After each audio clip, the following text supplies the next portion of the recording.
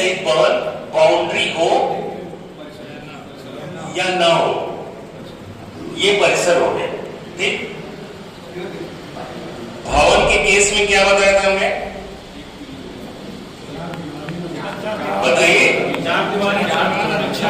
सामान्यतः एक छत और 4 दीवारी, इसमें एक्सेप्शनल केसेस है।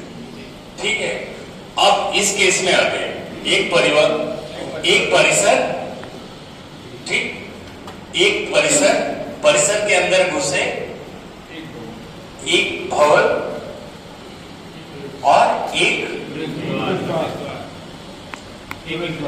मकान। क्यों? मकान में हमने क्या बताया था, सबसे जरूरी चीज मुख्य प्रवेश द्वार। अब देखिए, ध्यान से देखिए, ये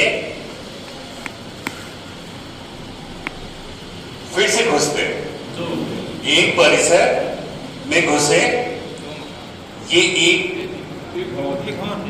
भवन, 2 जनगणना मकान। क्यों? क्योंकि 2 मुख्य प्रवेश द्वार। ठीक, ये उदाहरण हो गया। अब आते हैं सर दूसरी चीज पे, एक दरवाजा खिड़की है सर, नहीं दरवाजा, ठीक है। अब अगला उदाहरण है, एक मेन रेजिडेंस है, ठीक है, एक मेन रेजिडेंस है और एक किचन है, रसोई बाहर। ठीक, और उसके बाद एक कैटल शेड है। कैटल शेड मतलब पशुशाला। ठीक है, और मान लीजिए एक गैरेज में। ध्यान से सुनिएगा मेरी बात, जब भी हम जनगणना करेंगे तो भवन, परिसर और मकान के केस में 2 तरह की चीजें हैं, एक पोजीशन, एक यूज। यूज बदलेगा तो मकान बदलेगा। इस केस में देखते हैं, चलिए। एक परिसर में हम घुसते हैं, एक मेन रेजिडेंस, ये एक स्ट्रक्चर है, भवन है, एक ही परिसर है, एक ही हाउस होल्ड है। ठीक है, तो यहां पे पहला चीज जो हमने देखा, एक भवन, ये दिख रहा है जनगणना होगा। एक चीज ध्यान रखिएगा, किचन और टॉयलेट मकान सूचीकरण में शामिल, वो मेन रेजिडेंस का हिस्सा होते हैं। ठीक है, वो मकान नहीं होंगे।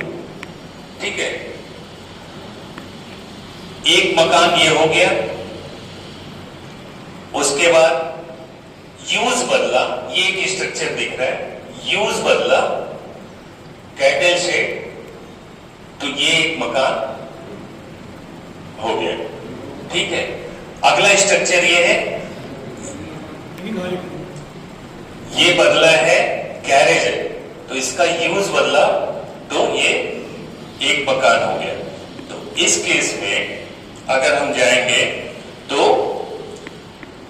एक हाउस होल्ड ये सारी चीजें यूज कर रहा है, इसलिए एक भवन, और जनगणना मकान कितने? हाँ, किचन और टॉयलेट इसके हिस्से नहीं होते सर मकान के, ये मेन रेजिडेंस के साथ होते हैं। तो एक भवन, 1, 2, 3 जनगणना मकान। ये कौन सा केस था? यूज का। ठीक है, पर्पस ऑफ यूज बदला, मतलब ये कैटल शेड है, ये गैरेज है, इसलिए हो गया। दूसरा उदाहरण देखते हैं। दूसरा उदाहरण है, एक गैरेज है, एक मेन रेजिडेंस है और एक ये सर्वेंट का क्वार्टर है, मान लीजिए। नहीं, ठीक है, ठीक है, ये एक घर है, इसमें ये केस है, गैरेज है, मेन रेजिडेंस है और ये सर्वेंट का क्वार्टर। केस नंबर 1, हम घुसते हैं, हम इनसे पूछते हैं, इनका ये मेन रेजिडेंट है, ये इनका सर, ये बताते हैं कि नहीं हम साथ में खाना खाते हैं। तो एक ही परिसर में ये रहते हैं, तो एक भवन, इस केस में ये एक परिवार हो गया, ठीक।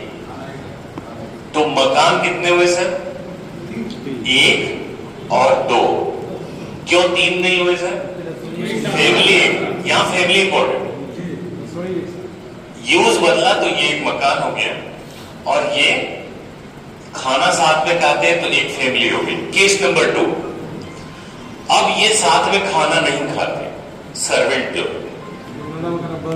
तो फैमिली बढ़ गई, मकान बदल गया। इस केस में 3 जनगणना मकान। आपके पास उदाहरण भी है, कोई पेज नंबर बताए?